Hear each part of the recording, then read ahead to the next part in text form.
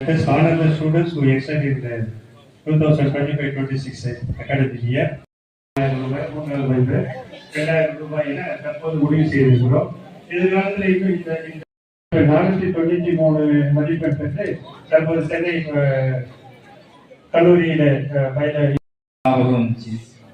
ராசிபுரம் பக்கம் முருகம்னு ஒரு சின்ன கிராமத்துல 1956 தொடங்கப்பட்ட பள்ளியில நாங்களாம் 75வது ஆண்டு முதல் 84 வரலும் 6 to 10 படித்தோம்.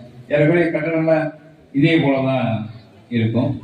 அப்புறம் கால்நடை மருத்துவக் கல்லூரியும் அரசு கல்லூரியில் படித்தோம். போலீஸ் ட்ரைனிங்கும் படிச்சிருக்கோம். ஸோ நாங்களும் ஒவ்வொரு ஆண்டும் எங்க பேட்சை மட்டும் சந்திச்சுக்கிறோம். வெட்டினரி படிச்சவங்க 5 ஆண்டுக்கு ஒரு முறை சந்திச்சுக்கிறோம். டிஎஸ்பி முடிச்ச அந்த பேட்ச் உள்ளவங்க வருடம் சந்திச்சுக்கிறோம். இந்த சந்திப்பு நிச்சயமா எல்லாருமே ஒரு மகிழ்ச்சியாக தான் இருக்கும். பழைய கதைகளை பழைய நினைவுகளை பேசுவது, அதை விட குறிப்பா ஒரு மாணவனுடைய ஃபேமிலி ஒரு எஜுகேஷன்ல பெரிய இடத்துல இருக்கலாம், பொருளாதாரத்தில் பெரிய இடமா இருக்கும். இன்னொரு முன்னாள் மாணவனுடைய ஃபேமிலி கொஞ்சம் பின்தங்கி இருக்கலாம். அதெல்லாம் காமர்ஸ் பண்ணக்கூடிய இடமாக, ஒருவருக்கு ஒருவர் உதவி செய்து கொள்ளக்கூடிய இடமாக இது அமைய வேண்டும். இங்க படிச்சோம், வருஷம் ஒரு தடவை பார்த்துக்கிறோம் அப்படிங்கிறத விட இந்த பள்ளிகளுக்கு ஒரு 3 வருஷமா நிறைய உதவி செஞ்சிருக்க பார்க்க சந்தோஷமா இருக்கு. உங்களுக்குள்ளேயும் ஒவ்வொரு குடும்பத்தில் இருக்கிற மெம்பர்ஸ் ஒருத்தருக்கு உதவியா இருந்தால் இந்த சந்திப்புக்கு அது இன்னும் ஒரு பலனை விளைவிக்கக்கூடிய நல்ல விஷயமாக இருக்கும். நீங்க ஒவ்வொரு ஆண்டு இந்த ஆண்டோட அடுத்த தடவை இன்னும் ஹெல்த்தா வரணும். அதான் உங்களுக்கு சேலஞ்சிங்கா எடுத்துக்கணும். ஏன்னா இப்ப ஹெல்த்தை பாதுகாக்கிறது தான் ரொம்ப பெரிய விஷயமா இருக்கு. மாறி வருகின்ற உணவு பழக்கங்கள்ல ஹெல்த்தை பார்த்துக்கிற பெரிய விஷயம். நிறைய பேர் வேலையை தொடர்ந்து இருப்பீங்க, பணி ஓய்வு பெற்றிருப்பீங்க. ஸோ இந்த செல்போன், ஏடிஎம் கார்டு இதுதான் பெரியவங்கிட்ட வரக்கூடிய புகார். காவல்துறைக்கு கொஞ்சம் ஏடிஎம் கார்டு கொடுத்தா ஏமாத்திட்டாங்க, ஓடிபி நம்பர் நான் தெரியாம அனுப்பிச்சிட்டேன், அது போன்ற புகார்கள் தான் காவல்துறைக்கு வருது. அதை நான் இந்த இடத்துல சொல்றது பொருத்தமா இருக்குன்னு நினைச்சுக்கிறேன். அதே மாதிரி எல்லா சொத்தையும் குழந்தைங்க எழுதி வச்சுட்டு, எல்லா சொத்துக்களையும் குழந்தைங்க எழுதி ஏற்றி விட்டு இப்ப கவனிக்க மாட்டேங்கிறாங்க அப்படிங்கிற புகாரும் நிறைய வருது. ஸோ அதெல்லாம் நீங்க கொஞ்சம் கவனமா இருக்கணும். நமக்கு மிஞ்சிதான் எல்லாமே. ஸோ ஒரு பொருளாதாரத்திலையும் ஹெல்த்லையும் கொஞ்சம் சுயநலமா தான் இருந்தாகணும். பொருளாதாரத்திலையும் உங்களுடைய உடல் ஹெல்த்லையும் நீங்க சுயநலமா இருக்கணும். இந்த குழந்தைகளையும் நல்லா வளர்க்கணும். இப்ப இருக்கிற போதை கலாச்சாரத்துல பிள்ளைங்க என்ன பண்றாங்க, எதை படிக்கிறாங்க, எதை பாக்குறாங்க, செல்போன் என்ன பண்றாங்க, ஹெல்த் எப்படி இருக்கு, எத்தனை மணிக்கு வீட்டுக்கு வரான், ஏன் லேட்டா வரான், யாரோட பழகிறான், எல்லாமே பார்த்தாதான் நம்ம குழந்தைங்க நல்ல சந்ததியை கொண்டு வர முடியும். அது உங்க உறவினருக்கு, உங்க மகன்களுக்கு, மகளிருக்கு சொல்லுங்க.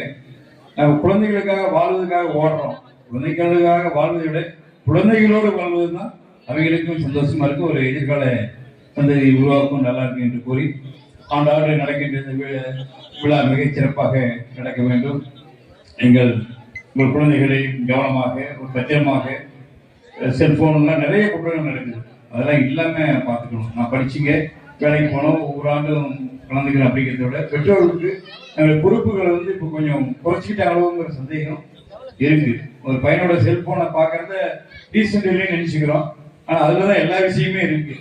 உண்மையான அக்கறையா இருந்தால் நம்ம ஒவ்வொரு விஷயத்தையுமே பார்க்க வேண்டும். இது குறையாக சொல்லவில்லை. இதனால மாணவர்கள் பல வழிகளில் கெட்டு போவதற்கான வாய்ப்புகள் நிறைய இருப்பதால இதை சொல்லக்கூடிய இடம் பொருத்தமான இடம் என்பதால் நான் இங்கு சொல்கிறேன். குழந்தை வளர்ப்பில் கவனமாக இருங்கள், உங்கள் உடல் நலத்தில் கவனமாக இருங்கள். இங்கு சம்பாதித்த பணத்தை சேமிப்பதிலும் உங்களுடைய அந்த பணம் இருக்கும் வகையிலும் செயல்படுவதில் நீங்கள் கவனமாக. அந்த மாதிரி புகார் தான் நிறைய வந்துட்டு இருக்கு. இப்போ கல்வியினாலதான் நீங்களும் இங்க வந்திருக்கிறீங்க.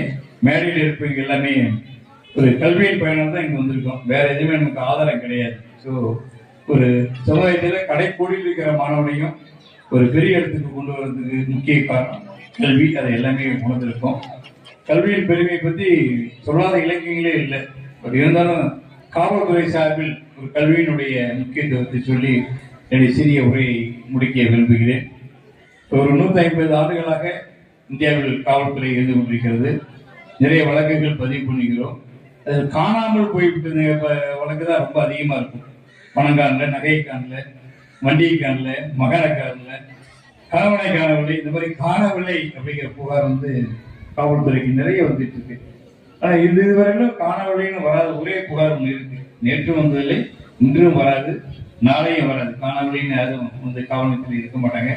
எது அப்படின்னா, யாரும் எப்போதும் எந்த காலத்திலும் என் கல்வியை காணவில்லை, என் படிப்பை காணவில்லை, என் அறிவை காணவில்லை என்று காவல் நிலையம் வரப்போவதே இல்லை. அப்படி என்றால் ஒரு மனிதனுக்கு அழியாத சொத்து அந்த கல்வி செல்வம், அனுபவம், அறிவு. அதை முறையாக பயன்படுத்தி நீங்களும் மகிழ்வாக வாழ வேண்டும், உங்கள் சந்ததிகளையும் நன்றாக உருவாக்க வேண்டும், ஒரு நல்ல சமுதாயம், நல்ல நாடு உருவாக வேண்டும் கூறி நீங்கள் அனைவரும் நலமோடும் வளமோடும் மகிழ்வோடும் வாழ வேண்டி விரும்பி விடைபெறுகிறேன். நன்றி, வணக்கம். பிரதீபா 489 மதிப்பெண், 600க்கு வாங்க.